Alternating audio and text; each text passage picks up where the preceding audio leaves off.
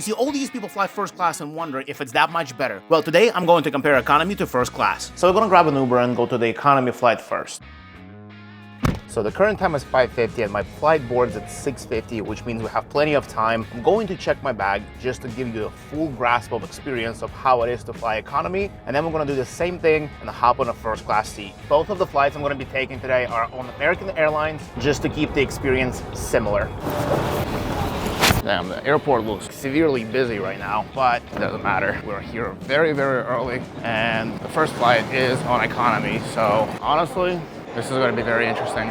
So we're going to try to check this bag and we're going to see if we can actually check it all the way through. If not, no big deal. We at least show the experience. This is a priority lane anybody with status and flying first class would be using, which obviously by flying economy, we do not get in there. But the one thing is I have status with American, which allows me to use this line. Hello. So I have a direct flight from here to San Francisco. I have like a 10-hour layover there. And then I have another flight from San Francisco to New York. So I was wondering if I can check this all the way to New York. I don't have it like connecting as one ticket. I can do that, yeah. But the flight is at 10 p.m. 10 p.m.? Yeah. Okay. So it'll make it with me to San Francisco and then from San Francisco go to New York? Yep. Awesome. So the economy check-in is pretty great, but also I do have status, so it's a little bit different versus a general regular screening process.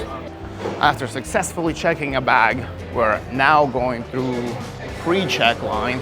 And honestly, pre-check is the best money I've ever spent. Pre-check was $85. It's for 5 years, and I get to skip all that nonsense to go through a separate line and essentially just get in front of the line. Pre-check is literally the best money I've ever spent in my life.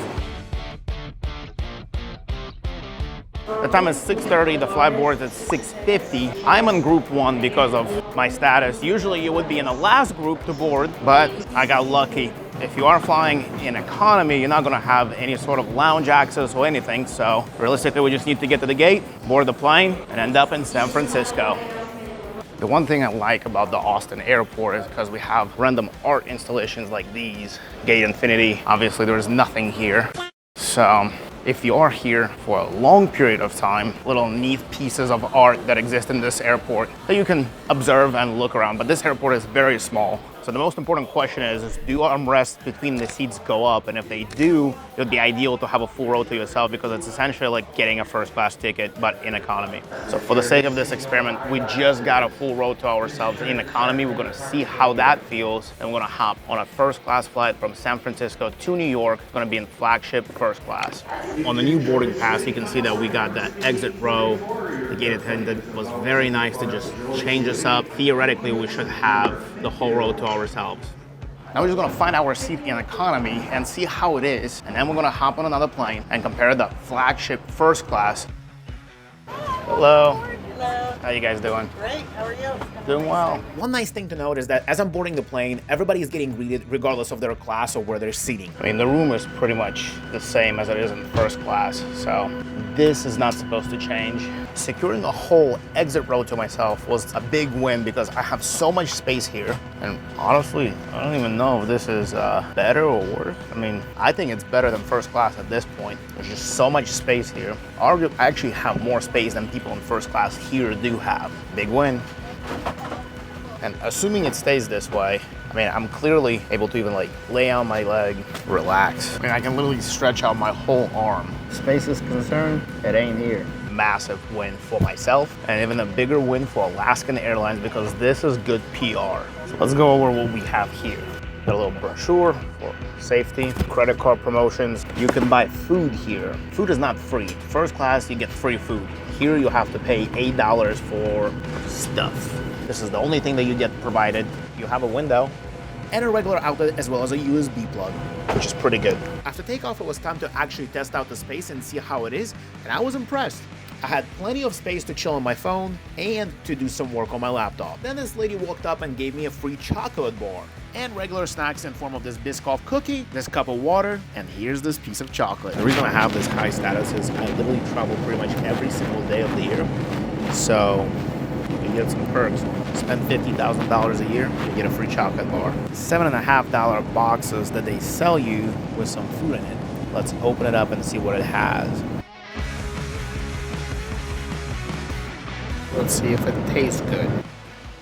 The salami is actually pretty good. Not testing the cracker. The almonds are solid as well. Sea salt chips, solid. The box review would be 7 out of 10 because I believe that $7.50 is kind of a lot. But considering that my $5 water bottles at the airport itself, pretty solid. And it tastes decent.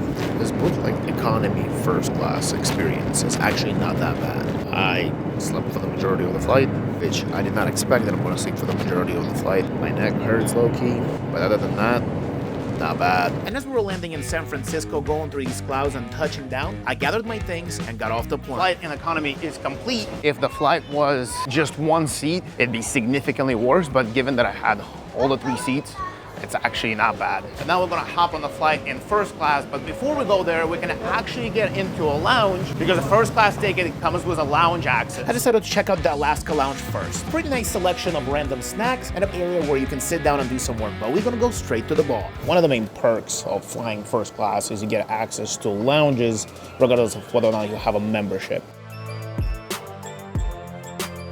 And you can sit here, drink your free beer in peace. That was the Alaska Airlines lounge experience, but I am flying American, so we're gonna go to the American Airlines lounge. The big thing that is important to note is that not every single first class ticket is going to be a lay flat experience. This one is transcontinental and it's specifically listed as a lay flat experience. Majority of them will not be lay flat experiences. Given that I'm traveling first class and flagship, see this red line?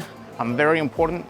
This is the best line. So the beauty of having an airport lounge is being able to escape the general chaos of a busy terminal. Maybe have a shower. We just acquired the key to a shower. Number 1, that's the one that we're going into.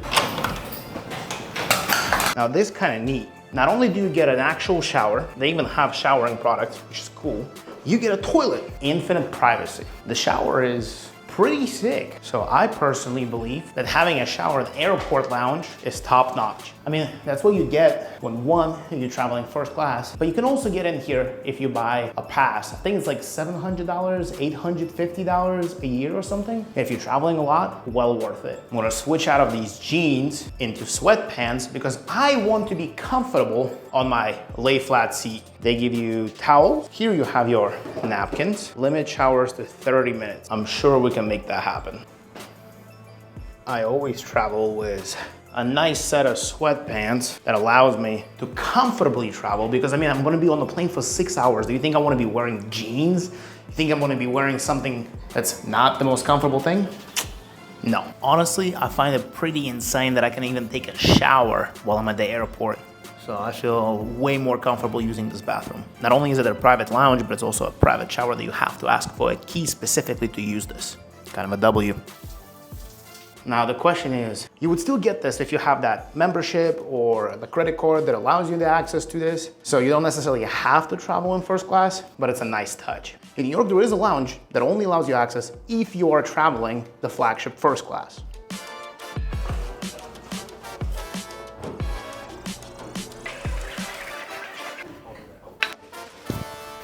The meatballs are really good.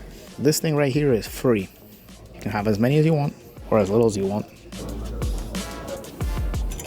Now it's time to make it to the flight to New York, hop on that first class seat, and realistically speaking, just go straight to sleep. All right, here we are.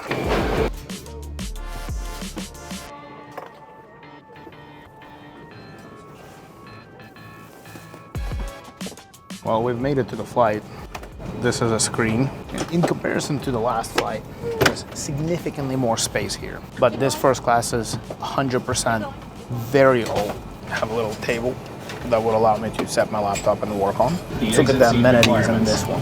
So first, you get headphones that are noise canceling, a water bottle, and we get an amenities kit. Inside of this kit, and you can obviously see that it's like never been opened, so we're gonna open it up. Inside of here, we get a sleeping mask, Spam, socks, a toothbrush with some toothpaste, some earplugs, and we got lip balm and moisturizer. And in case you really need it, there's a pen. And then right here, we have the menu for exactly what we can eat. So on the menu today, we got all of this. I am gonna get a beef fillet. For dessert, they got an ice cream sundae, which I've heard is really good.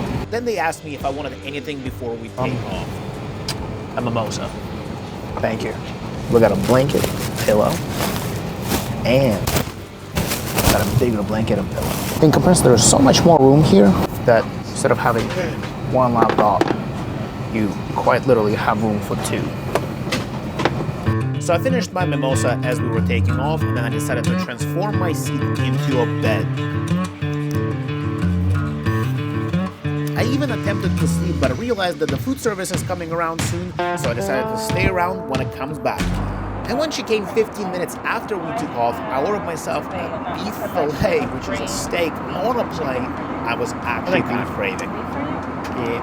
Were you interested in the beef or the shrimp for appetizer? I'll take shrimp. Is they taking our... There's a drive-up from the flight deck, just to give you a brief.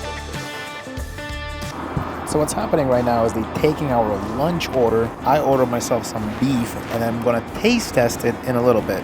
On the first flight, which was economy, all we had was just a cracker and anything to drink. Non-alcoholic beverages are free. Alcoholic were $8 a pop. Here, drink as much as you want. Alcoholic, non-alcoholic, does not matter. And they have a proper meal ready for us. We'll see what that looks like. And all we gotta do now is just wait on the food to be here. It should take a couple of minutes, and honestly, the experience here so far has been drastically better. There's also significantly more space. I mean, I quite literally can't even touch this wall right here while I'm stretching out. I can't even get close to the camera. You know, I literally have to lean forward. There's like 3 arm lengths between me and the lens right now. And it's not even as far away as it can be because the lens can be placed even further away. For the main course dish, they brought me some nuts, and then afterwards, she brought me an appetizer, which was shrimp. I literally was feeling like I'm a king up in the air.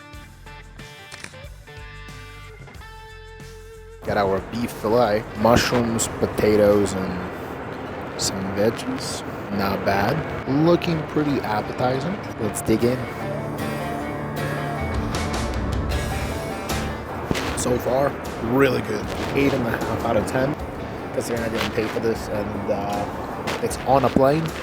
So 9.5. Honestly, probably one of the better meals. But the best thing of this meal was not delivered to my table I yet. got a leg cramp, so I had to go and stretch. But then I came back, and then oh my god, this ice cream sundae is deliciously looking. I had this one time on my flight from India to New York. This is it. 10 out of 10 experience. Best food on the flight. And after this meal, I properly went to sleep, and I slept quite literally for 3.5 hours. Check, check, check.